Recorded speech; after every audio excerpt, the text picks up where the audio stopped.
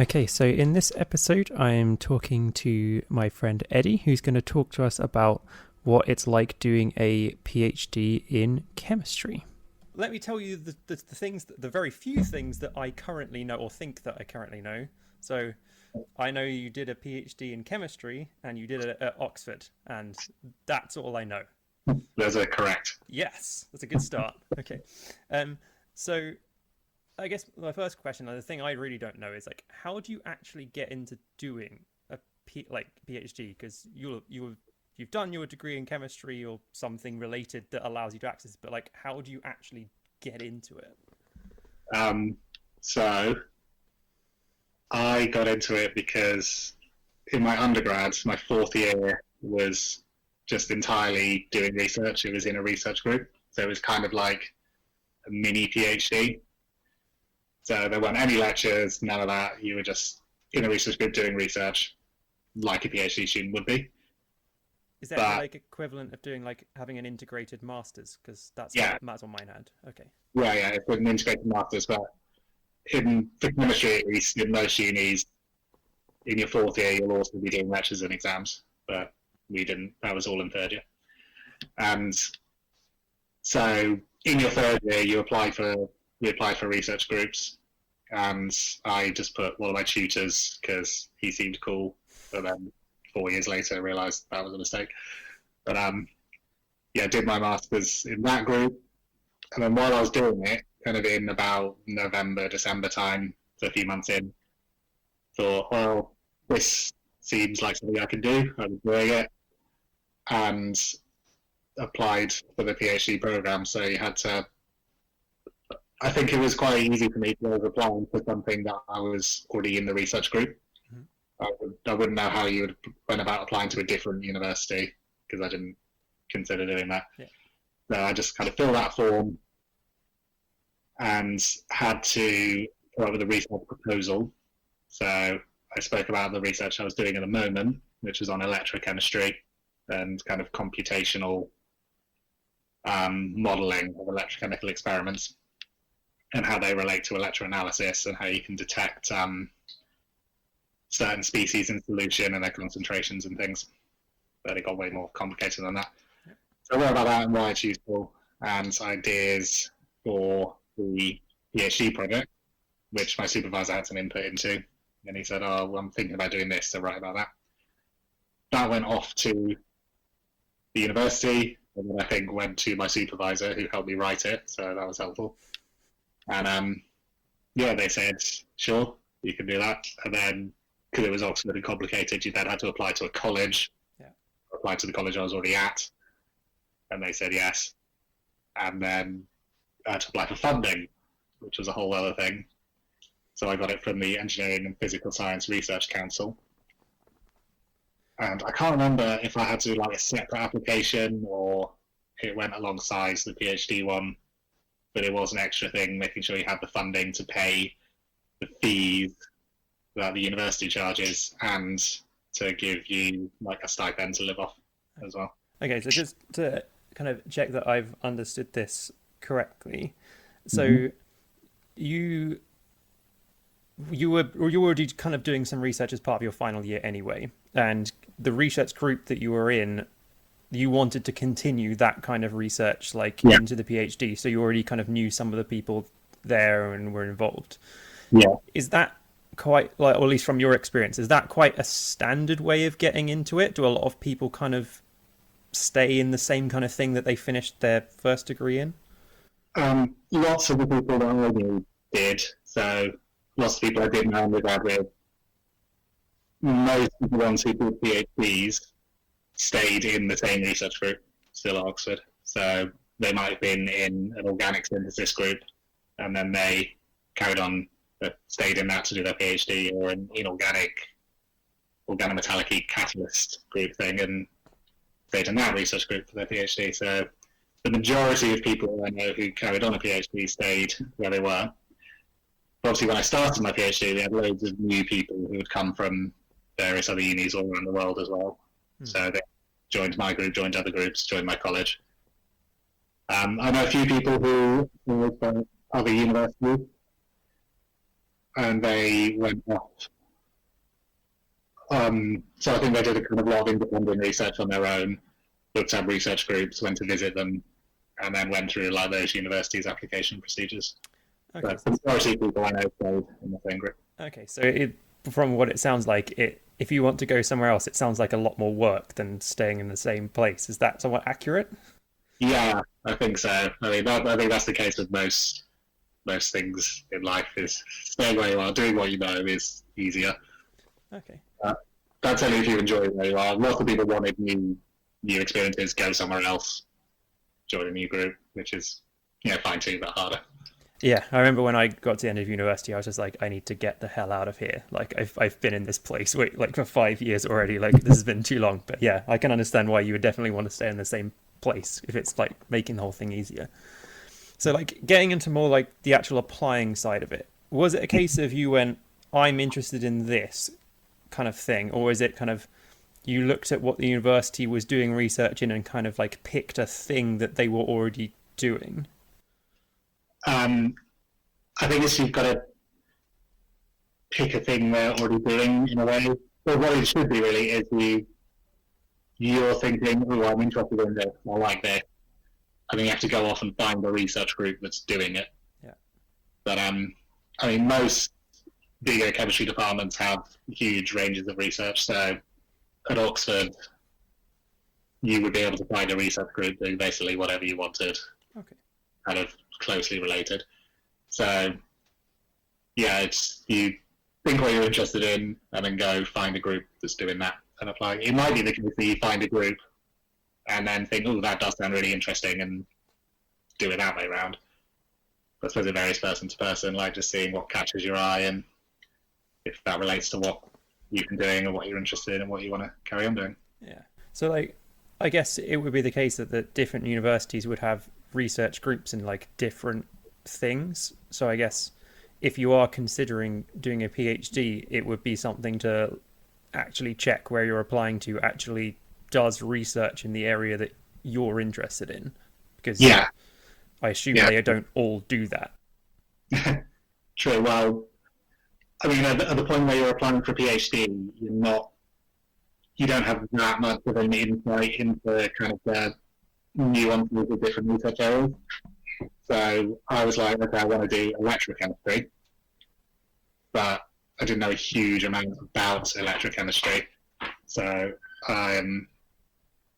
you could join the electrochemistry group that I was in, which had a lot of theoretical stuff and electroanalysis and nanoparticle research.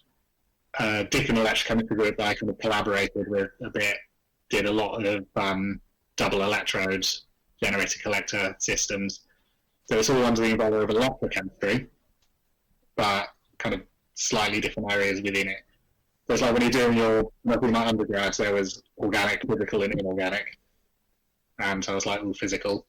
And then in my master's, I was like, ooh, electrochemistry. And then my PhD, I was like, ooh, nanoparticles. So it kind of gets more and more specialized as you go on. And I wasn't as aware of all the different nuances of electrochemistry. I just thought, ooh, electrochemistry. That's cool.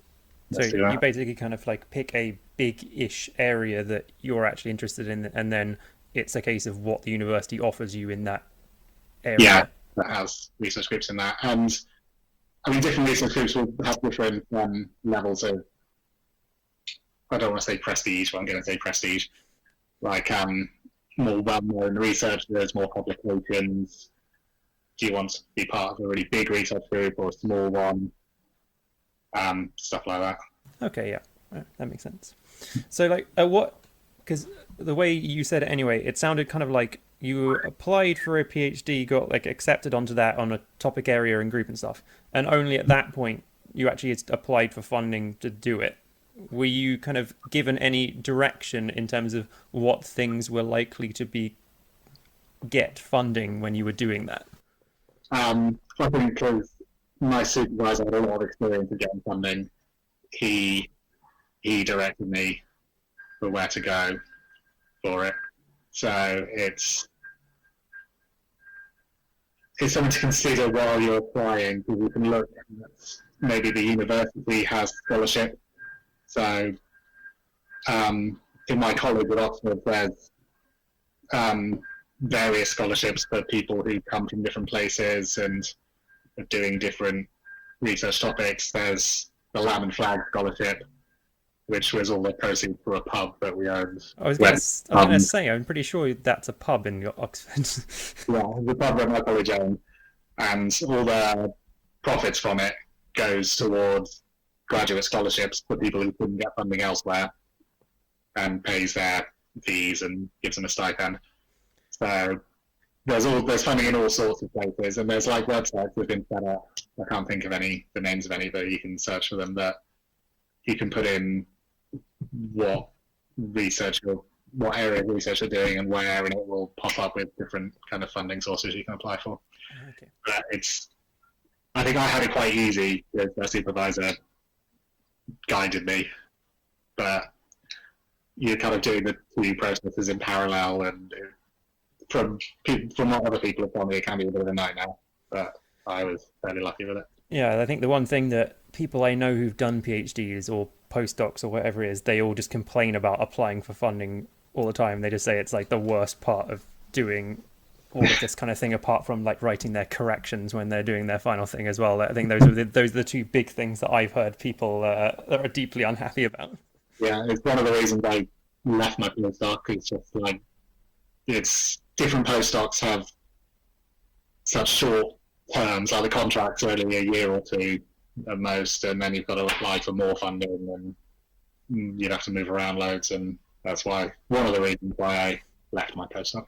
Okay. So I guess kind of like moving away from like the application side of things. So you've applied your PhD, you got accepted, you've got funding, you arrive day one starting my PhD. Like, what do you do? Wow.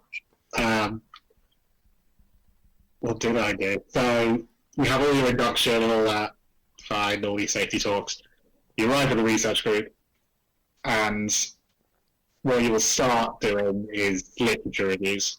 So you'll talk to the supervisor, you'll write the group leader, you'll talk to the person within the group who's going to be looking after you. So there might be a postdoc or a third year PhD that's going to kind of day-to-day look after you. They'll tell you a bit about how the group works and all of that, and then you'll dive into the area of research you're going to do. So mine was, to start with, I was doing coding up models for nanoparticle impacts on electrodes and measuring the currents you get when they get oxidized. And from that, you can see how many nanoparticles there are and how big they are by the size and frequency of the specks. So my first week or so was just doing a huge literature review, looking at all of that, reading loads of papers, getting up to speed on the current state of affairs. And once you've done that, you'll start doing your research. So I started coding up my program I was going to use, talking to the people who are doing the experiments, and then you just kind of slowly get into it. And on about day 12, you'll run into your first problem, and then have to fix that.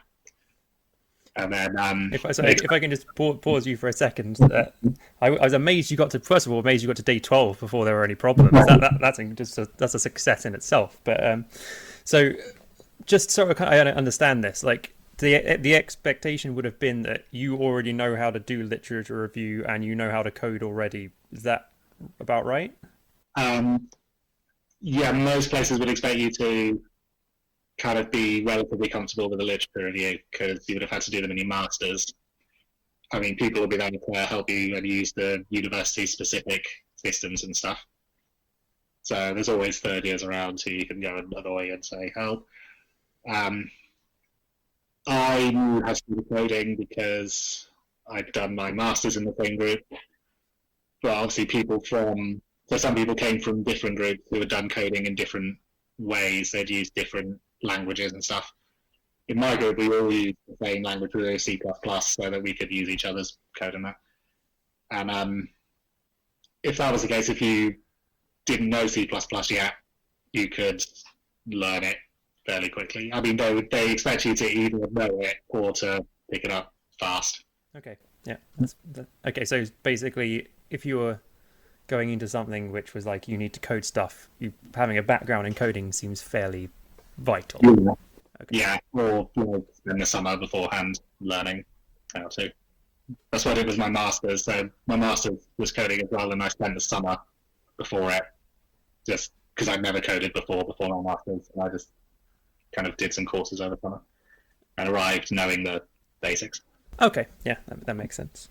So, okay, so you're kind of you've done your reading around what's been done already, and you're actually starting to get into the actual substance of your PhD. So you show up at work at, from what I know, at PhD is about 10 o'clock. Well, it depends on your research group. We were 9:30. We had to be there, and you do different things on different days. So I would spend some days just sat in front of my computer doing the coding, sorting out coding problems, going, why is this giving me an infinite answer? I can't figure it out. Spent whole days doing that.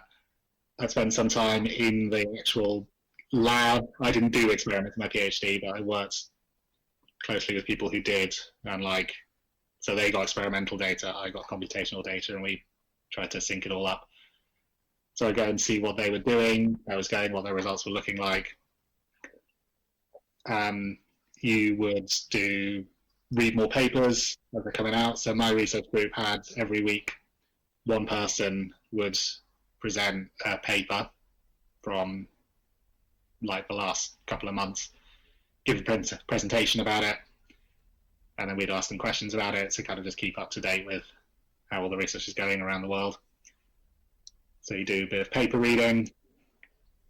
You would eventually, once you've got enough data and you've kind of found something interesting that might be publishable, you'll write a paper, which is a bit of a long slog.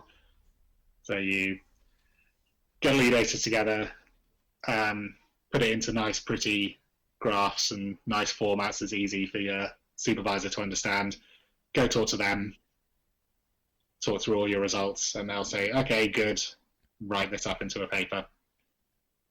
So you'll do that, and then they'll say, that's rubbish, do it again, and you'll do it again. And eventually send it off to a journal. Then it gets peer reviewed by people, and they might say, no, this is rubbish, what are you doing? They might say, oh, this is interesting, but have you thought about just include this experiment to kind of confirm this bit? Or they might say, oh, just a few small corrections, and then we'll publish it. We'll do the corrections, send it back, and get it published, which is always fun. Are the peer reviewers as rude as I've heard that they are? Some were kind of ruthless. Some were quite nice. I did some peer reviewing in my PhD, and I think I was way too nice because I was just so kind of new, and the older I got, the newer I got. Okay. As I was doing, depends on your experience. But yeah, some of them were just really, really mean. Okay, so if I'm kind of hearing you correctly, it kind of sounds like a lot of PhDs is just basically you in a room, probably at a computer, kind of spending a lot of time working on your own. Is that kind of accurate? Well, yeah, it depends on the group. So a lot of my work I was doing independently, but just depending on the layout of your lab will depend on how much you collaborate. So we're in just a big room with loads of us. So people were always walking around talking to each other, getting help, asking questions, etc. Obviously, our wet lab was separate from the computer room, like the office. So where you did the actual experiments, you spent lots of people spend a lot of time in there. You'd spend whole days in there. And if you're doing organic synthesis, you'd spend 24 hours straight in there watching something add dropwise into someone else. But there's always people around. You never, unless you're there overnight, you're not going to be just alone. There's always people around just to talk to, go for coffee with, and ask questions to, and people will come and ask you questions, especially once you get to about third year. All the master students and the first year PhDs will be asking you, oh, what's this? And can I show you my results? And it's very, very collaborative. Okay, so the actual environment itself is like you spend a lot of time working with people, but would it be right to say that the actual kind of the research part of it, you're basically, was there someone else doing very similar things to you, or is it like, no, I'm the one doing this? So with us, there was, for most of our good projects, there was a theory person and an experimental person. So for one of mine, for the nanoparticle impact, I can't remember who's doing the experiment, it might have been Lynn, and I would talk to Lynn most days about the experiment she was doing, because we were doing the same research, while working on the same problem, just from, that was the theory point of view, she was the experimental point of view. So we would work together quite a lot. She'd tell me what she was doing with the experiments, and I'd tell her how the theory was going, and we'd have like little mini meetings basically every day about it. Oh, okay, yeah, that makes sense. Okay, so okay, so two questions actually. So how long were you funded to do your PhD, and how long did it actually take you? How long was I funded? I think I was funded to do 3 years. Or was it 3.5? I think the funding was 3 years, and if I wanted another year, I would have had to reapply, but it was basically they'd nod it through, because most PhDs take like 4 years, 3.5 to 4 years. I did mine I submitted my thesis in, I think, 2 years, 11 months, something like that, so just shy of 3 years. Okay. But then it took forever for the examiners to read it and for me to do my Viva and all of that. So by the time I'd done my Viva exam, I had already started my postdoc and was halfway through that. So most people, if they leave academia after PhD, they'll be off doing a job. And a few months into their job, they'll have to take a day off, come back to uni, do their Viva exam. Yeah. That takes a whole load of time. So yeah, I did mine in 3 years. If you include the time for the Viva and to get it all confirmed, it was about 3 years, 4 months. Okay, that's at. I guess other people I've kind of talked to who've done PhDs have been like, I got funding for 3.5, 4 years and sort of said it's taken a lot longer than that, and they've basically ended up doing 2 jobs at various points because they've had to get work once they finished their PhD, but they're still doing their PhD alongside it. Yeah, that happened to several people that I've known. Like they've left the day-to-day lab. They've got all their data, but they're like writing their thesis while they're working in a real job, or sometimes they're still trying to do both, and it just sounds like a nightmare. I was lucky that I got the data I needed and managed to write up. Also, I wrote up really quickly because I published loads of papers during the PhD, so I already had loads of it written. I just had to stitch it together and kind of make it flow rather than just write it all from scratch, which was definitely helpful. So the actual process only took about 2 weeks for me, which was a lot less than some people. So that sounds almost like some advice for somebody doing a PhD, that you should be writing it up as you go along. Yeah, I would say do that, write up as you go along, and keep a decent lab book. Don't do what I do and have just like a messy scrawl of what you're doing when. Like every time you do something, have a note of it, write it down what you've done when. Especially if you're doing experimental stuff, people will take you through how to do that, how to keep decent records. When people do experiment, listen to them and do it. So it's almost like some teacher levels of frustration coming through there. Well, only because I didn't properly, and it made things hard later on. But because I was theoretical, it kind of didn't matter as much. If you're doing experiments, then there's a safety requirement to do your lab work properly, and then it also really helps you out later. So, okay, to kind of get at the day-to-day side of things, although like different days are, you're doing different things. Sometimes you might be in a lab, sometimes you might be in a computer. Is it quite repetitive? Do you end up doing kind of a lot of the same things most days, or does it change quite a lot as you go through? I think it was relatively repetitive. So there was always a cycle of idea, do the coding, get data, talk to supervisor. Supervisor says either that's terrible or that's brilliant, often depending on his mood. and then either you tweak it and then go back to him, or move on to another thing. So it's like it should be a cycle of idea, execute it, get data, analyze results. Idea, execute it, get data, analyze results. So just that cycle going on for like 3 years. And obviously different parts of that cycle have different things. So when you get your idea, you'll do a lot of reading. That might take a few days, few weeks to execute it and do the research, day or two to analyze it, and then go talk to your supervisor, and just that kind of few week cycle happening again and again and again. Okay, yeah, that makes sense. Okay. And then the further you get in, so by the time I got to like third year in postdoc, around all that, I was supervising kind of master students and third year PhD students as well. So the higher up you get, the more kind of responsibility you get in the group. You'll be looking after people. Your supervisor might send you papers to review. You might go off on conferences, which I did quite a lot, which was fun. And so the higher up you get, the more kind of responsibility and the more other things you'll have to do on top of that for that core cycle. So this keeps going through. Okay, so since you mentioned it, from the very limited anecdotal evidence I've heard, conferences sound like a massive party. Is that true? I couldn't possibly say. There is a lot of networking, let's call it that. And each conference will start and end usually with some kind of event with drinks going on. And they're in lots of interesting places, so you get to go explore new cities and new countries, which is fun. Like I went to Sweden a couple of times, and Romania and South Africa. But yeah, you do a lot of networking, I'm going to call it.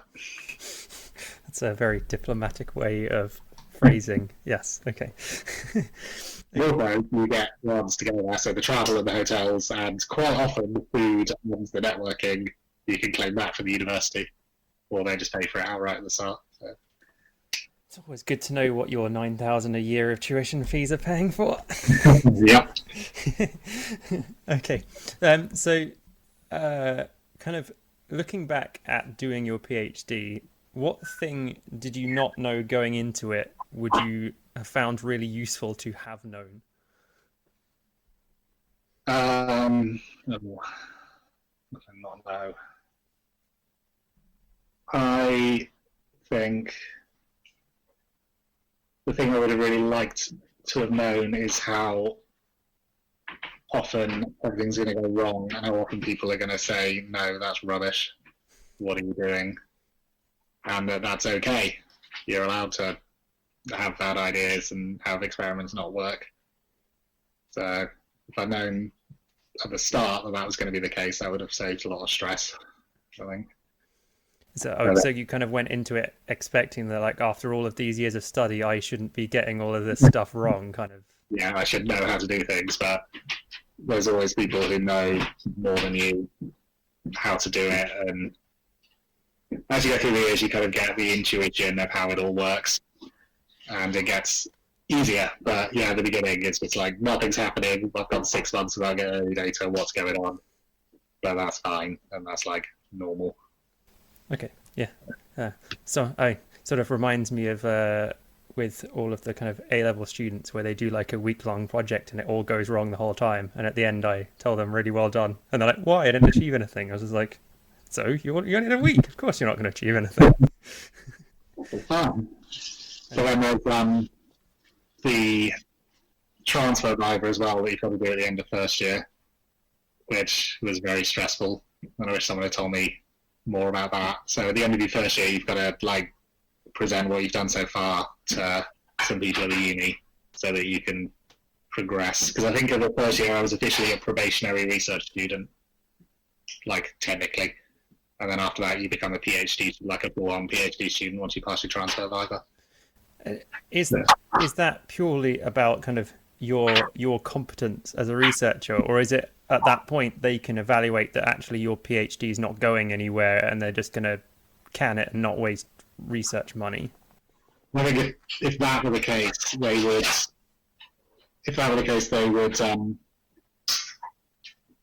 just push you in a different direction. Any supervisor would push you in a different direction.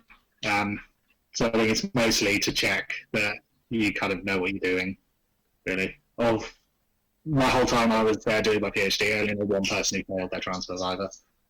And they got another chance to do it. I think by that point they decided they were going to leave anyway. Okay, so it's a thing that for most people it's absolutely fine as long as they've been doing what they're supposed to. Yeah. Okay. Yeah, as long as you know what you're doing and you kind of listen to people, then it's fine. I guess this is probably something that PhD programs wouldn't want you to know, but like, do you have to finish it, or like, I mean, I assume you're strongly encouraged to, but let's let like you get like a year and a half in, 2 years in, and you're like, this is rubbish.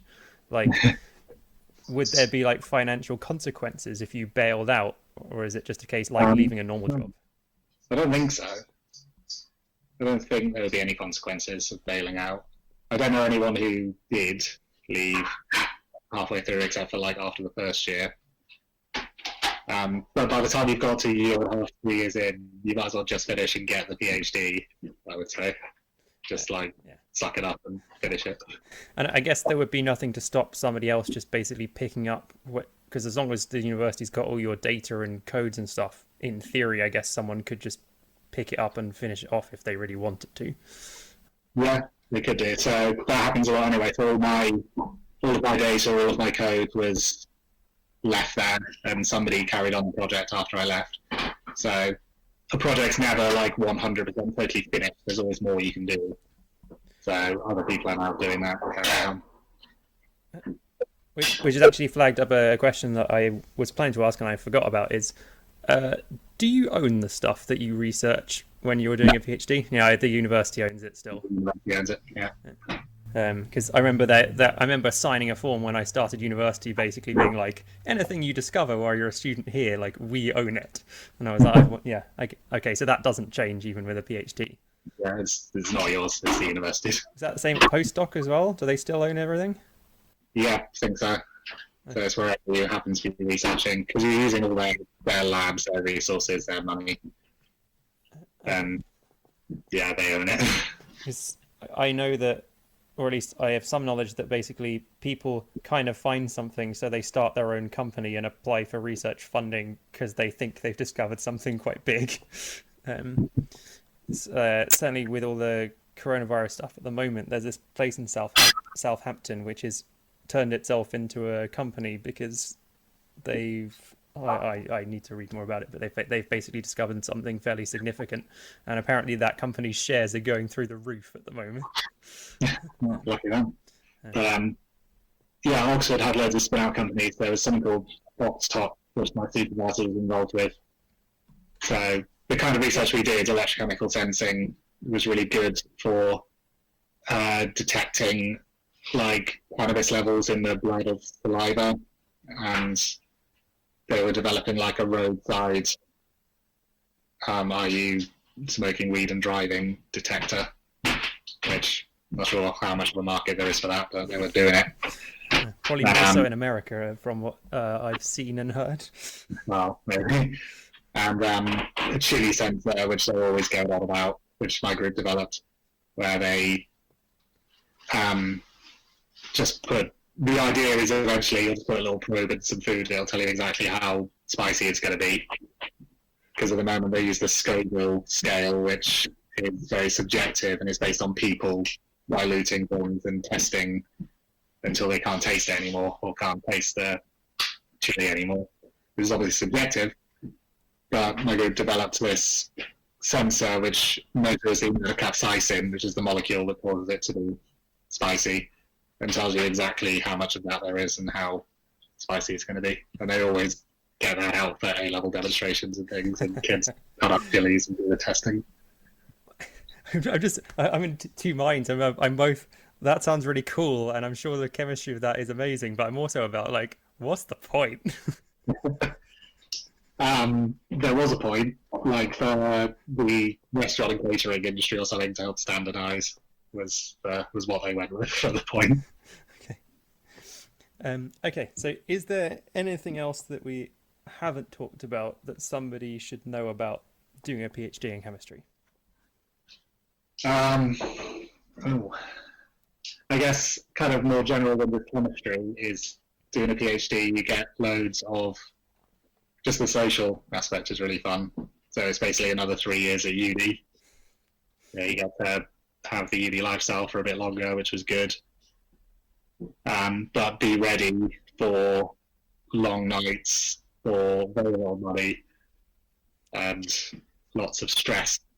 But yeah, I think it's worth it to get the PhD. Like I was never, well, I was a little bit at the start, like in academia, let's do research for research's sake, which was nice. And I liked the research. I hated the admin faff of it when I did my postdoc, like all the funding.